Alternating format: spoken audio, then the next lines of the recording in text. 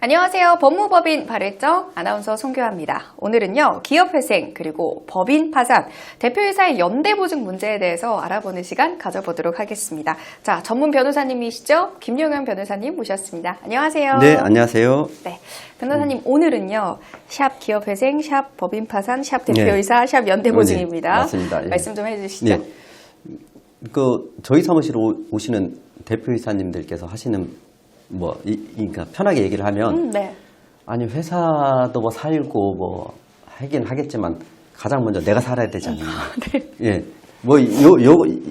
이게 가장 큰 주제입니다. 아니, 나부터 살아야지. 나부터 산 다음에 법인 살리고 회사 살려야 되잖아요. 맞아요. 그러니까 결국은 나부터 살아야지가 뭐냐면, 자기가 이 회사에 때 가수금을 엄청 밀어 넣었죠. 거기다 연대보증 있잖아요. 그러면은 당장 이게 EOD가 발생되면 나는 어떻게 되느냐. 이게 제일 불안한 거예요. 맞아요. 예.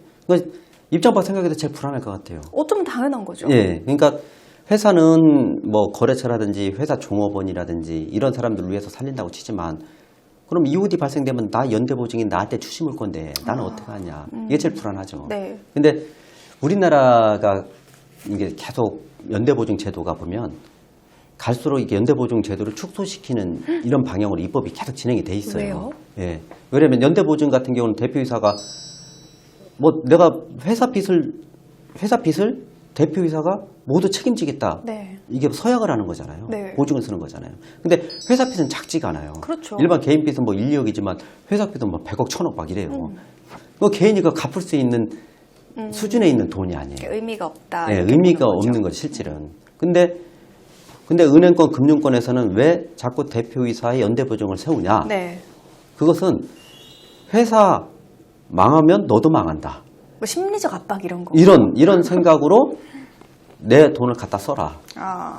회사 망하면 너도 망하는 거야. 끝까지 가는 거야. 그렇죠. 예, 이렇게 경영상 책임을 부과시키려고 연대보증을 쓰는 거거든요. 네. 근데 실질적으로 금융권에서 대표이사가 아무리 대표이사라 하더라도 100억, 1000억 어디 있겠어요.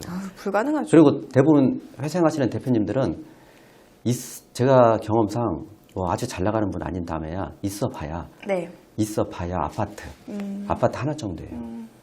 심지어는 이게 사모님과 같이 지분 등기된 경우도 많고요. 네. 예.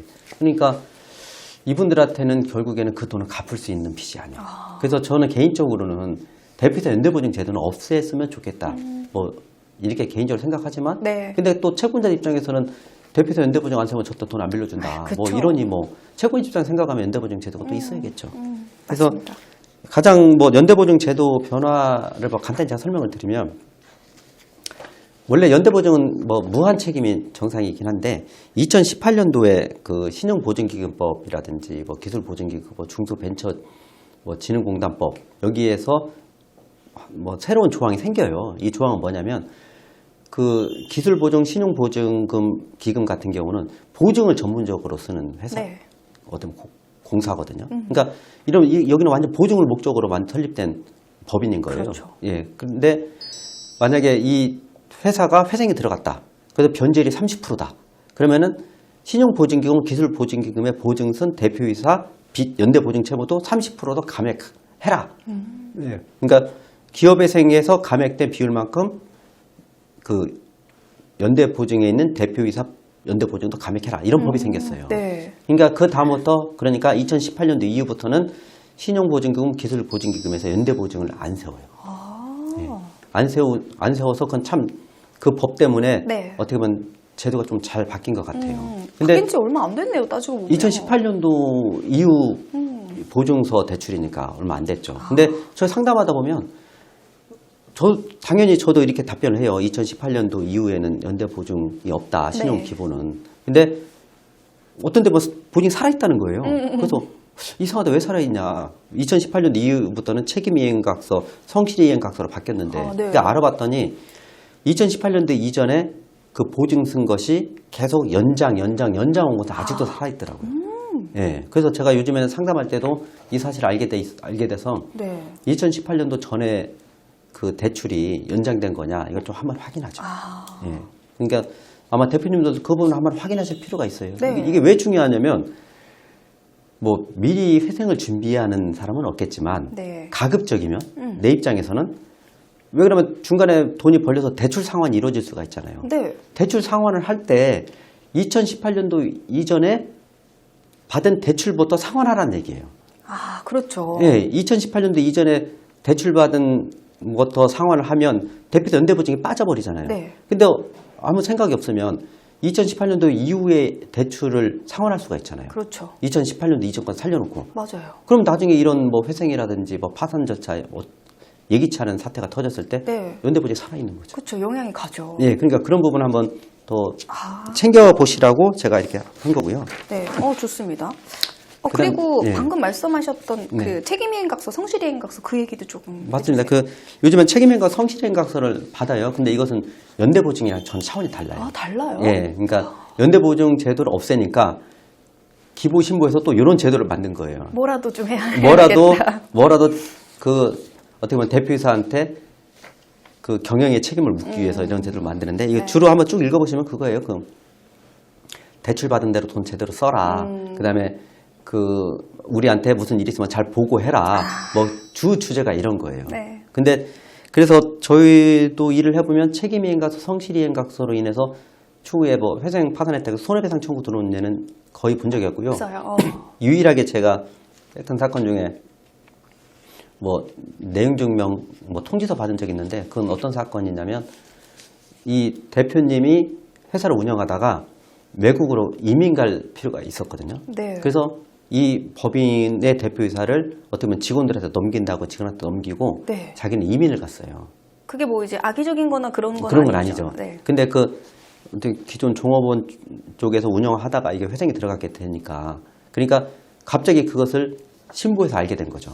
알게 돼서 아니 대표이사 변경할 때는 분명 우리 사전 뭐 동의라든지 받아야 되는데 왜 안 받았냐. 그걸 핑계로 그 전 대표이사한테 손해배상 청구하겠다. 뭐 이런 경우 하나 있었고요. 네. 그다음에 예전에 또 어떤 경우 같은 경우는 신용보증기금에서 RCPS라고 있어요. 네. 예, 상환전화 우선주 투자를 했거든요. 네. 투자를 했는데 거기 투자 계약서에 분명 회생이나 파산할 때 사전 동의를 받게끔 돼 있는데 그걸 안 받고서 저기 파산 신청을 해버린 거예요. 네. 그러니까 그 신부 입장에서는 아니 이거 투자계약서 위반이다. 네. 파산 신청한 자체가. 그래서 당신한테 주식매수 청구권이나 손해배상 청구하겠다. 하겠다. 이런 통지가 온 거예요. 그래서 그 당시 어떤 분이 다른 법무법인에서 파산 전차를 밟다가 이런 통지를 오니까 우리 사무실에서 상담이 왔었거든요. 어떻게 대처하면 좋겠냐. 그래서 그때 한번 제가 또 한번 자문해 준 적이 있고 근데 성실이행각서, 책임이행각서로 인해서 그 손해배상 청구로 이게 현실화되는 것은 제가 보면 거의 없는 것 같더라고요. 현실화는 될 가능성은 없지만 네. 그런 경우도 있었다. 그렇 맞습니다. 예.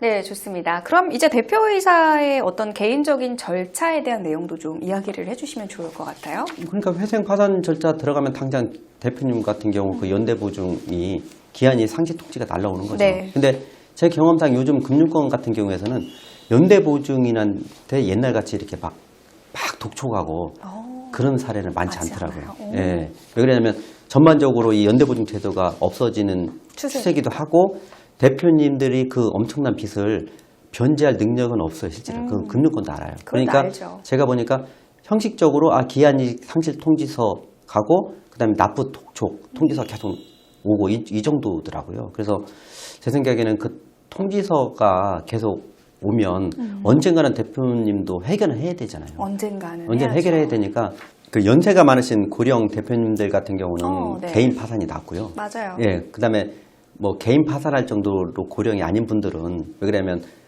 기업에 생하다 보면 그 관리인 보수가 또 있거든요. 네. 몇백이 그걸 가지고 일반 회생을 하는 게 훨씬 낫죠. 예.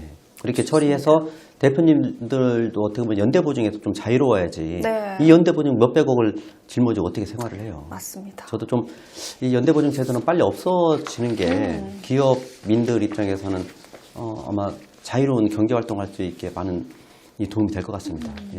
그리고 연대보증 외에도 대표가 좀 책임져야 될 뭐 세금적인 이야기나 이런 것도 좀 있을까요? 그러니까 대표적으로는 연대보증은 자기가 사인해서 책임을 지는 거고 네. 그렇다면 세금 부분은 과점주주들 같은 경우는 그 법인세를 못 내든지 하면 그 주주한테 넘어와요. 과점주주한테. 네. 그러니까 과점주주들은 항상 그 세금, 2차 납세 의무에 이렇게 자유로울 수가 없어요. 아, 그래서 보통 보면 법인 컨설팅 할 때 과점 주주가 안 되게끔, 과점이라는 게 과반수를 넘는 거잖아요. 네. 그러니까 과반수를 안 넘게 주식 비율을 아, 처음부터 설립할 때부터 만들어주게끔 컨설팅 하는 데가 많죠. 네. 근데 반대로 과점 주주가 안 되는 상태에도 회사를 운영하다가 나중에 경영권 분쟁이 또 생길 수 있으니까. 맞아요. 예, 그 그래서 지분, 네. 예, 경영권 분쟁이 생길 수 있어서 그런 리스크가 있죠. 그래서 그리고 또 한국 사람은 좀 동업을 싫어하잖아요. 맞아요. 동업 싫어하고 잘 안 믿잖아요. 그래서 제 생각에는 뭐 과점 주주로 하고 원래 가족끼리 다 하는 거잖아요.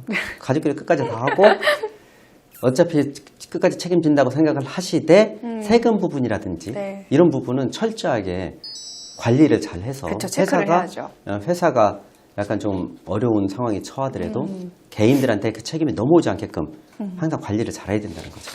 네, 고맙습니다. 또 변호사님께서 오늘 연대 보증에 관한 여러 이야기들 해주셨는데요. 우리 또 회사를 운영하시는 대표이사님들께 많은 도움이 되셨으면 좋겠습니다. 변호사님 오늘도 감사합니다. 네, 감사합니다.